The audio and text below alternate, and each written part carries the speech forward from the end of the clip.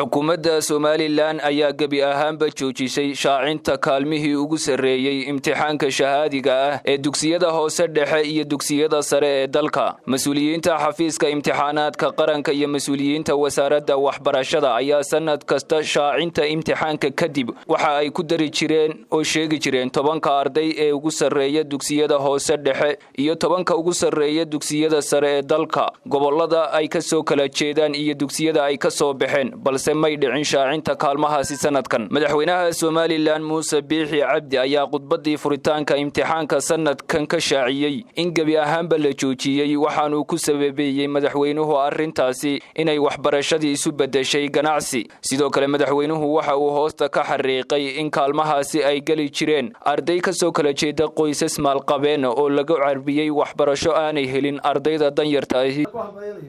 waxa la joojiyay commercialization in tacliinta laga baaxisanayo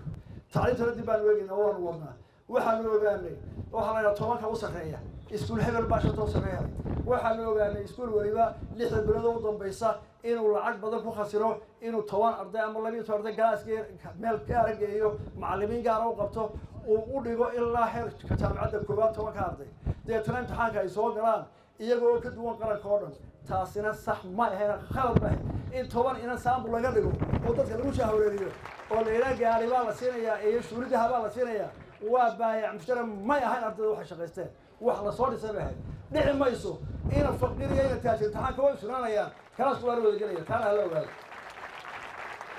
dhici mayso dalka boqolkiiba 80 ardayda dalku waxa ka gaxan iskuulada dawladda 20 bay barafka haya dalku sida uu soconaya hadii la ilaa 20 lacagta haystaanaha dheereeya 80 dalka intiisa kala hado soo dalku noqonaya marka waxa noqonaysa dalka 80 bahraya boqolkiiba dalka dalku 20 way soconaya ma dhici karto dalka inta wada ba soconaysa ibn faqirka iyo ibn ikhtiyaarka labadaba waa inay tacliinayaan waa waajib tujaarta saaran waa waajib madaxda saaran ka qaay waa waajib saaran wixii wax garada ما ها أنا العلم الثاني كي قال عكني مسؤول هذا الكريم قادر مايا ما أنا مدحونه عروض يدخل هذا الشيء كشخصة يا كريم قول سقيا إذا لم يتبين وأنا قرية تركوا سنايا سالوا سنايا إلهي ما تخسر هو أرزاقه يلا عكت يا عفات يوكل لي لكن ما إلا لك تشيته أو يربحه نقول ما يسوى هذه أضمن اسمها نغيا وحنا تقدر دارنا يضرب شعيل استوكان سوني وحبرها شو ندري Somaliland والسلام عليكم ورحمة الله وبركاته. kaalmaha ugu sareeya imtixaanka ayaa lagu ogaan jiray ardayda ugu sareysa dalka balse sanadkan waa kuwa siman ardayda dalku 10 kaalmood ee ugu sareeya dugsiyada hoose iyo dugsiyada sare ee dalka waxa